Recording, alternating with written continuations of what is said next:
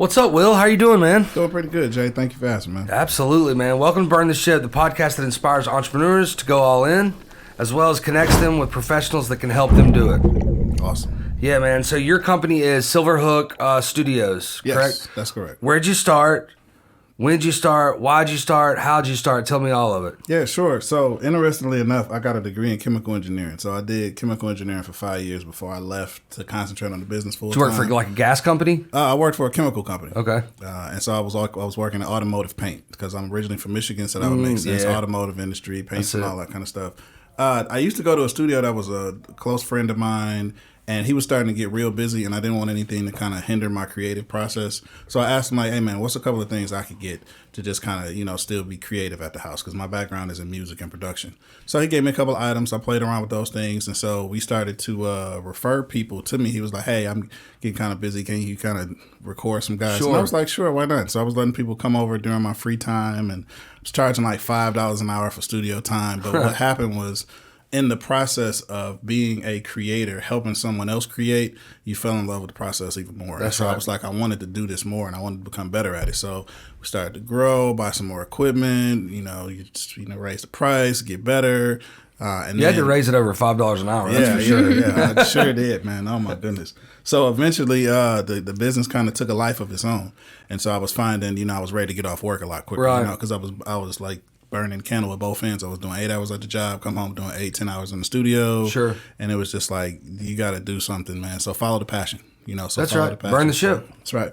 So I left to kind of concentrate on the studio full time. And what ended up happening over that time is that music artists were asking me, hey, man, we want to do video. We're getting video offers from other studios that are putting this whole demo package together. Mm-hmm. And so I really started to concentrate, okay, what do these artists need? They need full production. They need packages. They need demos. They need EPs. They need albums. They need branding. They need video.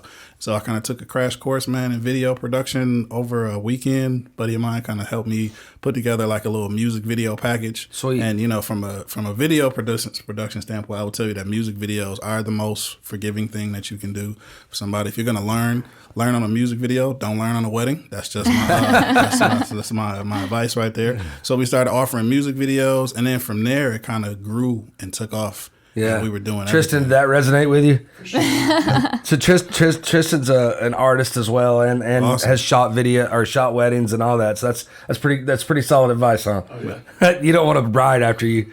No, And it makes sense. no. Well, let me ask you a question, because traditionally, just obviously Detroit has been known as the car place forever. That's right. But they were a music town too, with Motown, right. and then they had the underground rap thing with Eminem in the late '90s, and all those rappers kind of emerged.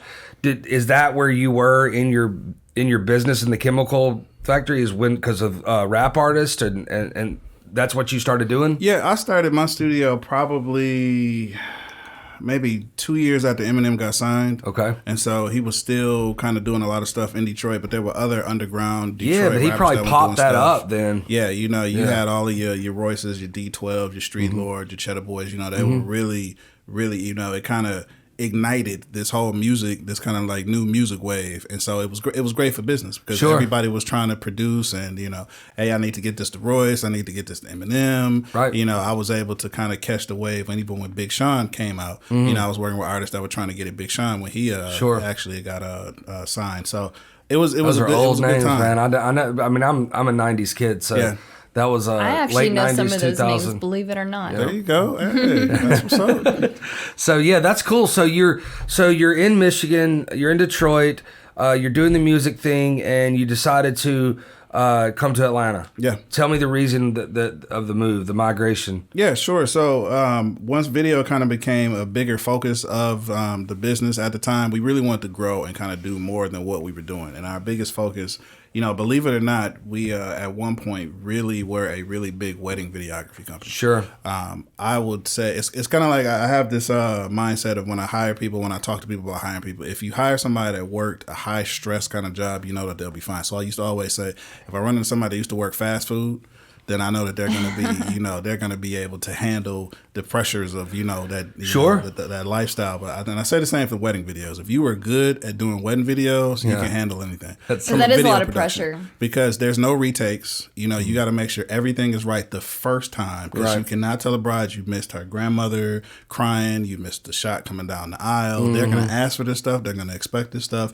And there are no redos. I tell people that all the time. If you didn't have an extra camera, if you didn't have extra batteries, you didn't have extra tape, whatever it was, you'll get it at their next wedding. They'll have another one. You're done. You'll get it at the next wedding. Yeah, you're done. That bride is going to tell everybody, that. So for a while we were, because I'm slightly, OCD and really focused on delivering a good product. We did weddings for maybe 3 or 4 years, and that was a big piece of in business Detroit. Back in Detroit. Yep. And so after a while, I wanted to get out of doing weddings because we were kind of using weddings as a stepping stone to step into what we're doing now. And by that, I mean we were kind of creating wedding films. We really wanted to kind of create these moments that people could watch back and feel like, oh, this is like watching a movie. So if we didn't have a couple that told us that, then I don't feel like we did a good job because we wanted it to be a movie. We wanted it to be a production. And so we had decided that we didn't want to be doing weddings anymore.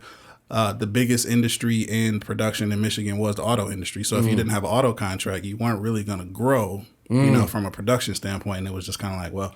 So you're just banging down if you didn't have the auto and you didn't want to do the wedding anymore, you were just going to have to go to small businesses and try to do their wedding or try to do their commercials. That's right. So medical, auto repair type small businesses. Yeah, dentist offices, chiropractor offices, and those are fine, but there's not a big advertising agency market in Michigan. Sure. So small businesses, they have a limited budget to what they can spend and what they want to do with the videos. A lot of times people think that, I'm just going to do a video and put it out. I'm going to ask, like, what is your intended medium and purpose for that video? Because some people have a $100,000 budget to market. Some people just want to put it on Facebook and hope that they get business. And that's not the space that we wanted to be in.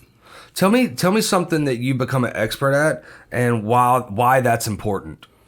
I would say that we are experts at telling stories and having that story connect with your target market. Right. So we're really big on kind of narrowing in on a business focus on who are you really trying to reach, why are you trying to reach them, why is it important to reach them, and how is that going to help your business grow. We are really good at kind of narrowing in, getting that piece, and then like, okay, this is the kind of video we're going to produce. Because people will come and ask, like, I want to do a video, and I'll start asking those questions, then be like, oh, I didn't think about that. Or I didn't know. Yeah, it's true. Yeah, and the last thing I want to do is to take a company's money and not have them see a return on investment.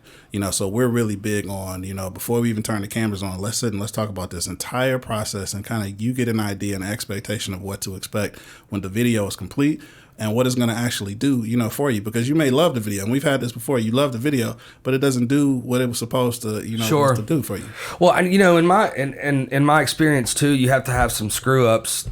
And that's how you kind of develop that skill is okay, I didn't get that on this one, I need to get on this. Is that how you develop that skill? Is hey, I didn't do it exactly how I wanted and they weren't happy, so you had to redo it or something like that? Is that how you developed them? We are big on client feedback, and I would say that, most of the growth has been because of you do something wrong. Because I didn't have a mentor. When you're a small business owner, unless you are part of a network that's going to be mentoring and get into you. And I got into business coaching later on in my business career. So, maybe not the first 5 years, but later on when you're actually getting coached to be a better business owner. So most of the stuff you learn from your clients telling you messed up, man. I don't like this. And you're kind of like, okay, have an honest client. Yeah, I need to, I need to do better, or you're not going to be able to eat. But that's good. Honest clients are good because then you get the real feedback that can help you develop and help you grow. The worst one is the one that goes, yeah, it's all right, and doesn't use you anymore. That's right. It gives you no feedback at all. That's right. About what could have been done better, and that's why you really want to have when somebody leaves you want to have an exit interview with the client.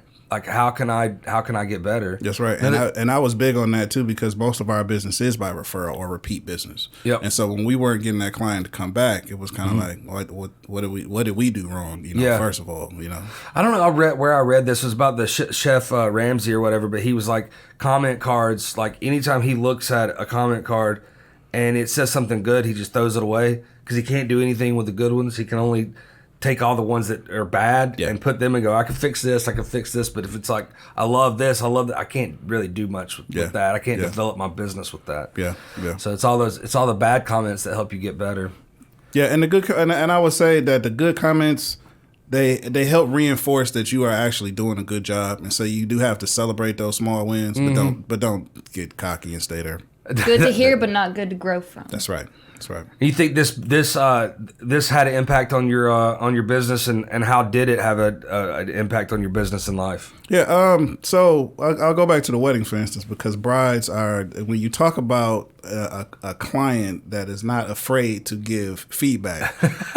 The brides, and no offense to the grooms, but the brides will definitely give you and the that moms. feedback. And the moms, that's right. I feel like the moms would be more honest than the brides. Yeah, I would say there were some bride moms that were there that really, got in, and it was fine. I think overall I would be satisfied and think that we did a really good job. But there were lessons that we learned. That what I learned is there were questions we didn't ask, and this was something we were able to take into the business side as well. Questions that you had, assumptions that you make. We try to get better at not making assumptions. Just assuming, it's just going to be a normal wedding. We're just going to do the normal stuff. Like, no, you really have to ask. And what is your vision? We got really good at practicing. I was going to say everybody's vision is going to be conversations. different on what they want, what they expect. And working with a bride, she would ask you certain questions that you didn't even think about asking, and so that kind of helps train us to be able to have conversations with clients that it's really about what they want, and a bride has no problem telling you what they want. Sure, and then you got experiences to pull from and go, this is what this person wanted, this is what this person wanted. Are you there? Are you in the middle? Yeah. Which one are you? So that you can get it right the first time. Then that's right. Well, let's do this. What's in the future? What's next? So we are stepping into what I would say is our own content creation. So right now we're developing a TV show series pilot, like a music docuseries. We have a couple of drama scripts that we're working with. We did a proof of concept short film a couple of years ago, ran it through some film festivals, got some awards. We're setting it up for distribution right now. And I've kind of been a producer on a couple of independent films as far as like producing and editing. Our studio has had the chance to kind of work those and manage those projects from the beginning. And so we are stepping into the creation side of things where we want to actually be creating content for consumers to consume. So talk to me like I'm 3, okay? What does creating content mean? Sure. What I say creating content is actually developing production content, developing TV shows, developing actual documentaries, developing films, short films, feature films. I'm getting to the point now where I'm working a lot with other writers. Sure.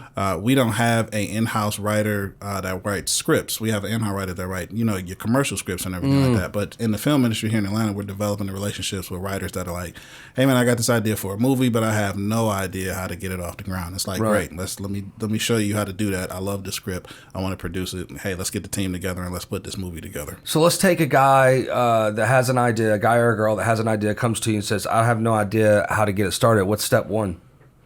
If they have the script, or if you're just saying they don't have anything. I've got the idea. It's an idea phase. Yeah. I haven't even written the script. So if you got an idea, the first thing I would say is we could put that idea into treatment format. What that treatment will do is it's basically kind of like an outline overview of your concept, your idea, and how the idea flows on paper. It's not a script. It's about a 2-3 page document to kind of break your idea down. This is what it's called the log line. It's kind of short synopsis of what it's about.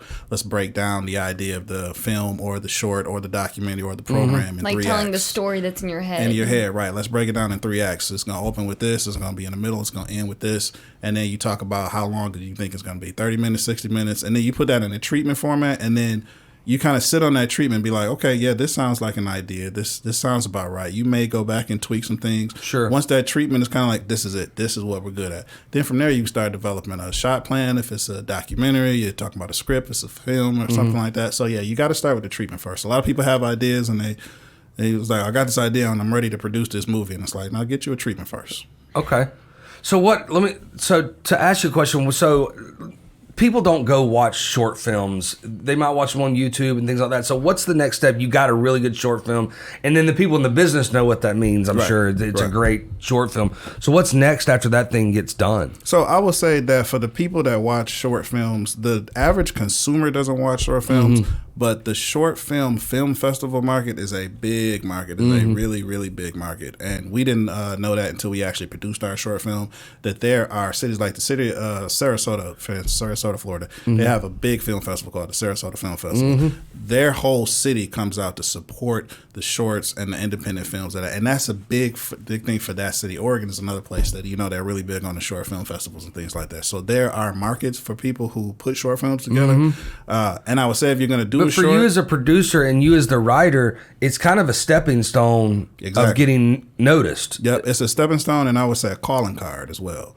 So the writer that wrote the short film that we produced, he wants to be taken serious as a writer, but he didn't have anything else to show. And a short film is kind of like and I can't really say it's a shortcut, because sometimes you can spend as much money on a short as you can on a feature. Right. So I was going to say, if you have an idea for a short that's really good, but you haven't flushed it out to a feature, and you have the budget for the short, put the short out. Give me an example of a really good short film. Oh, I can just tell you the one that we did. It was called 15 Minutes, and it was about the phone call that an inmate makes home when he calls home from jail. They only allow you for 15 minutes on the phone. Okay. So that phone call cuts off after 15 minutes, and you can't call the person back. That's your 15-minute phone call. Get out of line, get back in line. It may not happen, but that 15 minutes to that inmate is everything. Yeah, right. Their whole world stops. But on the other side, the family is dealing with everything in the world. In the world. And so what this short film does is it goes through a 15-minute phone call of an inmate calling home from jail to talk to his family, but they have everything else going on. And in that process, something detrimental happens at the end of the phone call that he's unable to react to, find out what happens and everything. It just shows you that life is still happening out here for, your family and everything like that while people are in jail. So it's a different perspective too. That's awesome. Yeah, because it's the perspective of we still have life going on. We're still going to school. We're dealing with this pandemic. We're doing this.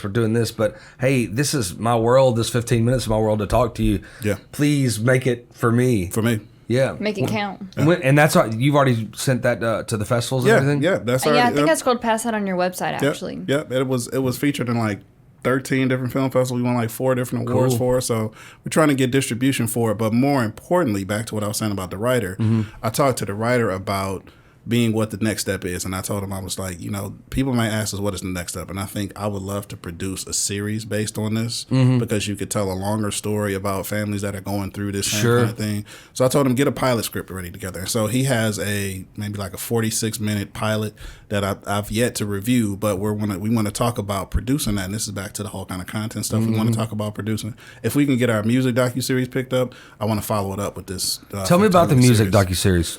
So it is, I can't tell you too much about it because it's in production. I would have to have you sign an NDA, but put it like this, when I was running my studio, one of the biggest things that I used to connect with artists on is how they came up with the songs that they wrote. Okay. And these stories in the studio. So the music docuseries is really going to take time to really talk about the creative process in the studio that doesn't get enough shine, to me. It's not glam and glory. You're not sitting there in front of the big house and everything, popping bottles and big change. No, this is the creation process. This is where it happens. If it doesn't happen here, it never makes it there.